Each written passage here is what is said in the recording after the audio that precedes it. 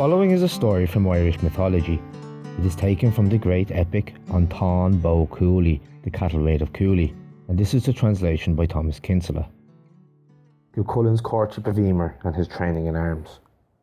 The men of Ulster were with Conchobhar in Aoife one time, drinking from the vat Old Nuala. It could hold 100 measures of coal black drink, enough to fill the men of Ulster for the whole evening at one sitting. The Ulster chariot warriors were practising on spear cords stretched the length of the house from one door to the other, 205 feet.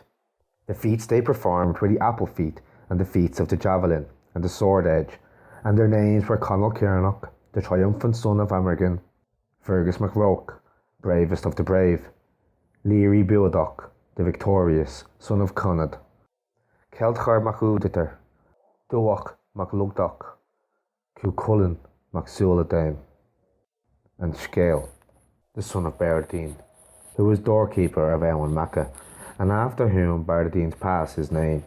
Scáthach himself was a great storyteller.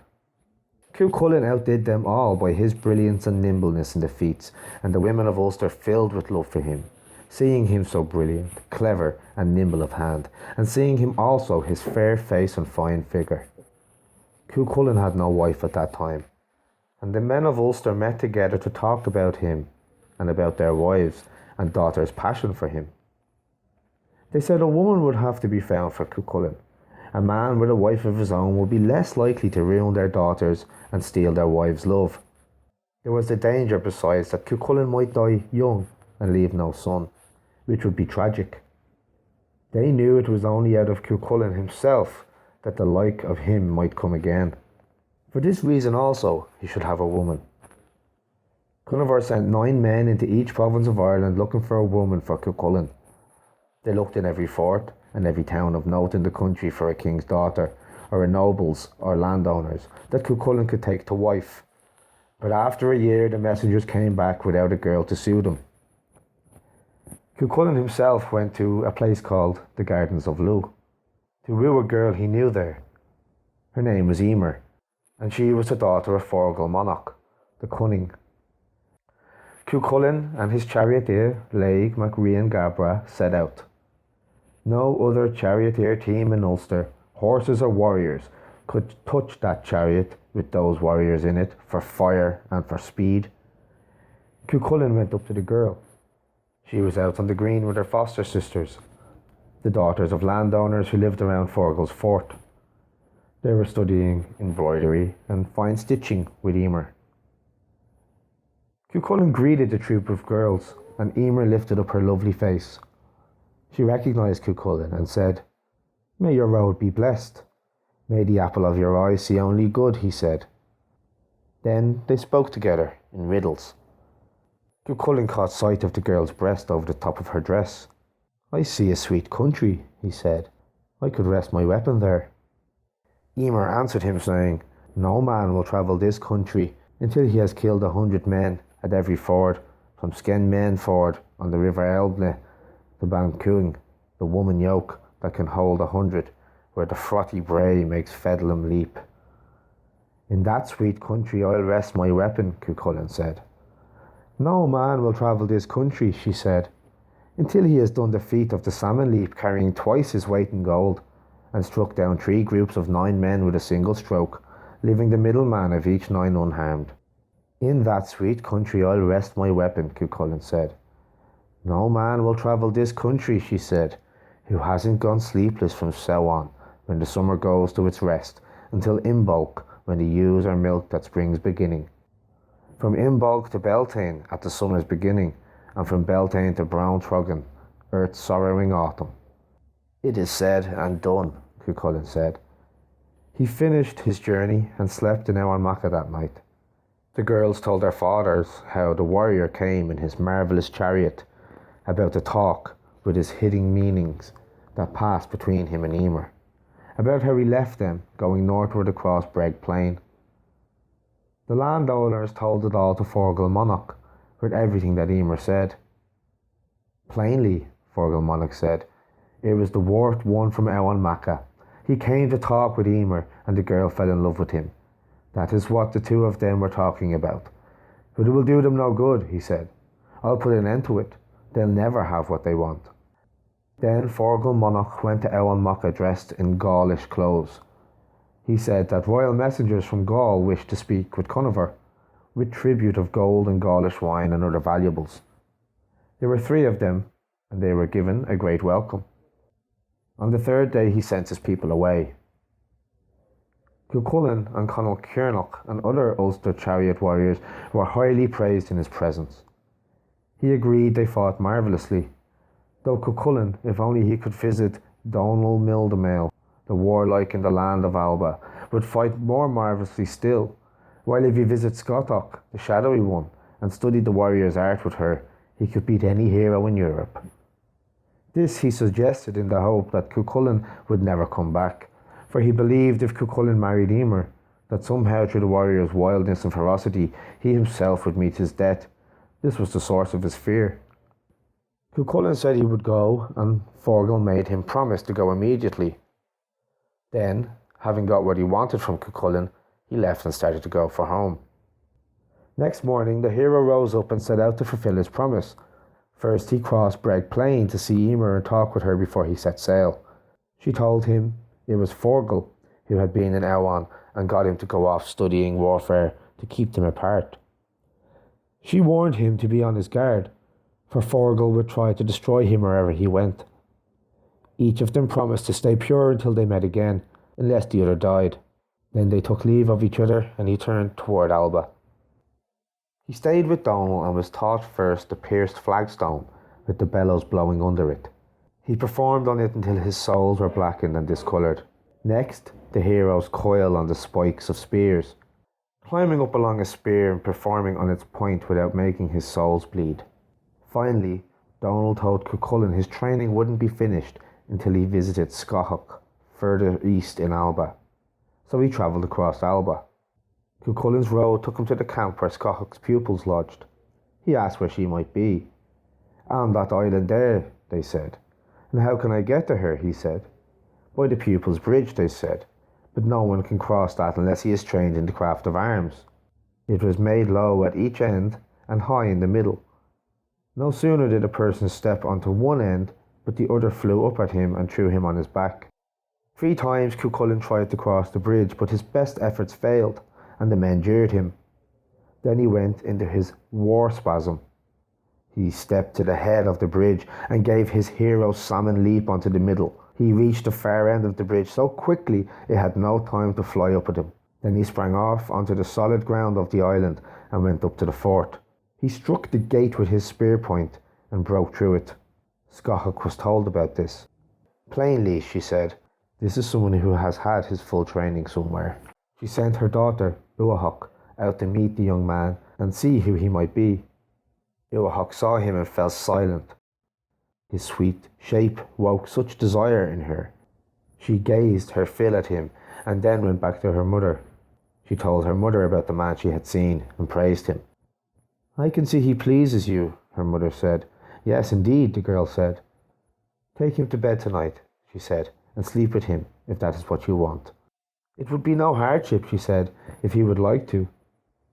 The girl looked after him with water and food, pretending to be a servant and welcoming him and entertaining him.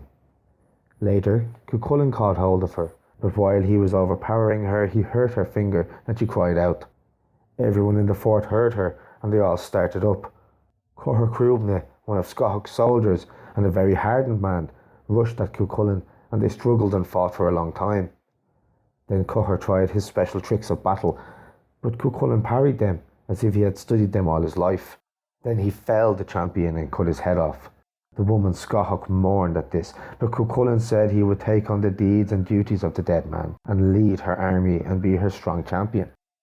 Then Uachach came and conversed with Cú Chulainn.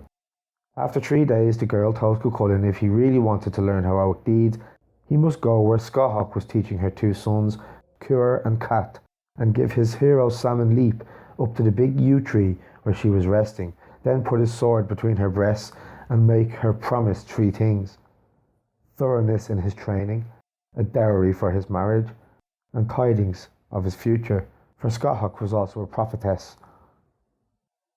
Cuchulainn went up to Scáthach and stood with his feet on the two edges of the weapon chest and stripped his sword out and put the point to her heart and said, "Death is hanging over you. I'll give you any three things, the three highest desires of your heart," she said, "if you can ask them in one breath." Cuchulainn said what she had to give and made her promise. So Uathach lived with Cuchulainn, and Scáthach taught him brave deeds and the craft of arms. While Cuchulainn was staying with Scáthach in Alba and living with her daughter, Uathach, another great man in Munster, a foster brother of Cuchulainn, Luaid MacNessa, came eastward with 12 chariot warriors, all princes of Munster, to woo the 12 daughters of Courtship MacNessa. But the girls were all betrothed to men already. Forgal Monarch heard of this and came to Tara. He told Luaid he had an unmarried girl at home who was the finest in Ireland for shapeliness and purity and tidiness. Luaid was glad to hear it, and Forgal promised the girl to him, and the Breg landowner's 12 daughters to Luaid's 12 princes as well. The king came to Forgal's fort for the wedding. Emer was brought to Luaid's place to sit at his hand, but she held his cheeks and swore on his life and honour that it was Cuchulainn she loved, that she was under Cuchulainn's protection, and that for anyone else to take her would be a crime against honour. Luaid didn't dare sleep with Emer then for the dread of Cuchulainn, and he turned for home. At this period, Scáthach was at war with another territory whose chief was the woman Aoife. Their two armies gathered to give battle.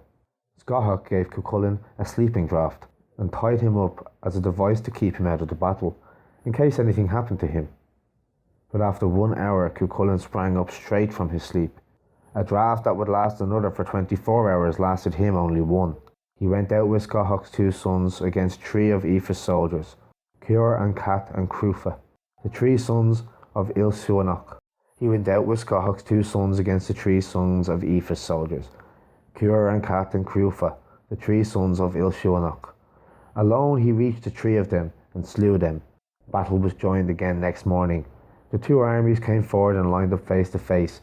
3 of Aoife's soldiers, Kiri and Biri and Blaitsna, sons of Ish Etnan, the bird-headed, challenged Scáthach's 2 sons to combat. They chose the rope of feats, and Scáthach uttered a sigh, not knowing what would come of it. For one thing, her sons were only 2 men against 3. For another, she dreaded Aoife as the hardest woman warrior in the world. But Cuchulainn joined her 2 sons and sprang on the cord and met the 3 and killed them. Aoife challenged Scáthach to single combat. Cuchulainn went up to Scáthach and asked her what Aoife held most dear above all else. "The things she holds most dear," Scáthach said, "are her 2 horses, her chariot and her charioteer." Cuchulainn met and fought Aoife on the rope of feats. Aoife smashed Cuchulainn's weapon. All she left him was a part of his sword no bigger than a fist. "Look, oh look," Cuchulainn said, "Aoife's charioteer and her 2 horses and the chariot have fallen into the valley. They are all dead." Aoife looked around and Cuchulainn leapt at her and seized her by the 2 breasts. He took her on his back like a sack and brought her back to his own army. He threw her heavily on the ground and held a naked sword over her. "A life for a life," Cuchulainn, Aoife said. "Grant me 3 desires," he said. "What you can ask in one breath you may have," she said. "My 3 desires," he said, "are hostages for Scáthach, and never attack her again, your company tonight at your own fort, and bear me a son." "I grant all you ask," she said. Cuchulainn went and slept that night with Aoife. Soon Aoife said she was with child and would bear a boy. "This day 7 years I will send him to Ireland," she said, "but leave a name for him." Cuchulainn left him a gold thumb ring and told her the boy was to come to Ireland to find him when his finger had grown to fit the ring. The name he gave him was Conla. He said Conla was to reveal this name to no man, that he must make way for no man and refuse no man in combat. Then Cuchulainn went back to his own side. He came back the way he had gone and met a one-eyed hag in his path. She told him to get out of her way. He said that would leave him no room to pass except the sea cliff below them, but she begged him to get out of her way. So he let her have the path, except where he clung by his toes. She struck at his big toe as she passed him by, to knock him off the path down the cliff, but he saw her in time and gave his hero salmon leap upward. Then he struck off the hag's head. She was Aoife, the bird-headed, mother of the 3 last warriors to die at his hands. It was to avenge their ruin that she lay in wait for him. Soon, Scáthach and her own army went home to their own country with the hostages that Aoife gave them. Cú Chulainn waited there until his wounds were healed. So Cú Chulainn's training with Scáthach in the craft of arms was done. What with the apple feat, juggling 9 apples with never more than 1 in his palm, the thunder feat, the feats of the sword edge and the slope shield, the feat of the javelin and rope, the body feat, the feat of cat and the heroic salmon leap, the pole throw, and the leap over a poisoned stroke, the noble chariot fighter's crouch, the gay bolga, the spurt of speed, the feat of the chariot wheel thrown on high, and the feat of the shield rim, the breath feat, with gold apples blown up into the air, the snapping mouth with the hero scream, the stroke of precision, the stunning shot, and the cry stroke, stepping on a lance in flight and straightening erect on its point, the stickle chariot, and the trussing of a warrior and the points of spears. A message came for him to come back to his own country. He bade them farewell. Scáthach spoke to him of his future and his end. She chanted to him through the imbas Harasni, the light of foresight, and this is what she told him. I salute you, weary after triumph, battle-eager, ice-hearted. Go where you'll find some comfort still, what comfort comes with most speed, what speed with most urgency, alone, no matter where you stand, dire danger ever at hand. Alone and ringed by envy, Cruachan's heroes you destroy. Some heroes you protect, others lie broken-necked. Your straight sword stabs behind you, stained with Satanta's own gore, red battle's distant roar, bones broken by the spear. Horned herds hemmed in the cruel club's hard edge, raw flesh, battle's badge, cattle stolen out of breg. Your country under bondage, cattle straying on the ways, for 5 tear sodden days, hardship on a long sigh. One against an army, your own blood a red plague, splashed on many a smashed shield, on weapons and women red-eyed. The field of slaughter growing red, on chopped flesh ravens feed. The crow scours the ploughed ground, the savage kite shall be found. Herds broken up in wrath, great hosts driving the hordes, blood spilt in a great flood. Cú Chulainn's body wasted. There are bitter wounds to bear and warriors to slaughter with your red stabbing spiked spear, grief and sorrow where you roam, murderous on Marhimna plain, playing at the stabbing game. Now the crafty champion comes in rage against a broken wave, heroic in his mighty acts, and harsh scream and cruel heart. Let him come and women kill, and may fight with Alil. A bed of sickness lies in wait, your breast full of fierce hate. Hear the white-horned bull roar against the Brown Bull of Cooley. When will he come, and when force with sharp valour through the forest arise, versed in the bloody spike, and long sweeping strong stroke, and twisting run and lone attack, shake off weakness and neglect. Arise once more, and seize your arms, seasoned in the crafts of war.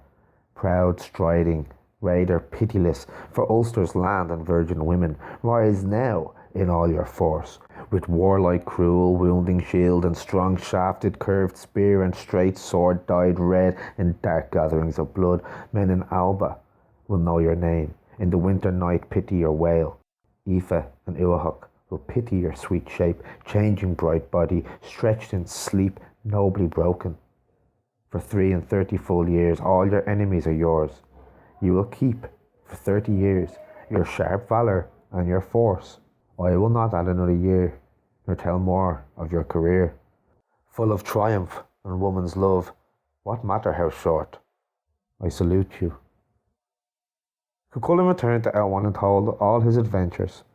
When he was rested, he went on toward Forgal's ramparts in Lugloch the Logo to find Emer. So strong was the guard around her that after a whole year there he hadn't reached her. Then he faced Forgal's fort in earnest. That day the sickle chariot was harnessed for him, and he drove it in a heavy course and did a thunder feat that slew 309 men. He reached Forgal's rampart and gave his salmon leap across the 3 enclosures to the middle of the fort. In the inner enclosure He dealt 3 strokes at 3 groups of 9 men. He killed 8 men at each stroke and left 1 man standing in the middle of each group. They were Emer's 3 brothers, Skibber and Iber and Cat. Forgal sprang away in flight from Cú Chulainn out across the fort's rampart, but he fell and killed himself. Cú Chulainn caught Emer and her foster sister, and their weight in gold and silver, and leapt again with the 2 girls across the triple ramparts, and hurried on with shrieks rising around them on every side. Skenman caught up with them, but Cú Chulainn killed him. Or Skenman's Ford is the name of the place where he died. They went onward and came to Glondoth. There Cú Chulainn killed 100 men. That was a great deed, Emer said, to kill 100 armed, angry men. Glondoth, Ford of the Deed, will be its name forever, Cú Chulainn said. Cú Chulainn reached Crufo, which until then was called Rayban, the White Plain. He dealt the army great mortal blows there, and streams of blood broke over the place on every side. You have made a hill of bloody sods today, Cú Chulainn, the girl said. After this it was called Crufort, Sod of Blood. The pursuers came up with them at Aoth Infot on the Bowen River. Emer got out of the chariot, and Cú Chulainn gave chase after the pursuers, with the sods flying from his horse's hooves northward over the ford. Then he chased them northward, and the sods flew southward from his horse's hooves over the ford. So it is called Aoth Infort, from the sods flying this way and that. Thus it came about that Cú Chulainn killed 100 men at every ford, from Aoth Skenman at Alvna to the Bowen at Breg, doing all he had told the girl he would do. He reached Courtship safely at nightfall. Emer was brought into the Craig Ruad before Conchobhar and the other Ulster chiefs, and they made her welcome.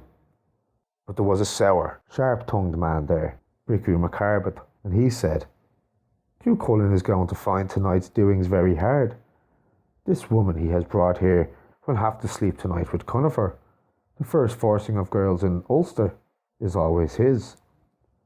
Cú Chulainn grew wild at this and trembled so hard that the cushion burst under him and the feathers flew around the house. He rushed out. This is very troublesome, Cothbot said. The king can't refuse to do as Bricú says, yet Cú Chulainn would destroy any man who slept with his wife. Call Cú Chulainn back, Conchobhar said, and we will try to cool his fever. Cú Chulainn came in and Conchobhar said, Go and bring me back all the herds about Slieve Fuat. Cú Chulainn went off and gathered together all the swine and wild deer and every kind of wild flying creatures he could find at Slieve Fuat, and drove them in one flock onto the green of Owen. His anger was gone. The men of Ulster argued the affair and decided that Emer should sleep that night in Conchobhar's bed, but with Fergus and Cochod in it as well to protect Cú Chulainn's honour. They said the whole of Ulster would bless the couple if he accepted it. He accepted, and so it was done. Conchobhar paid Emer's dowry the next day.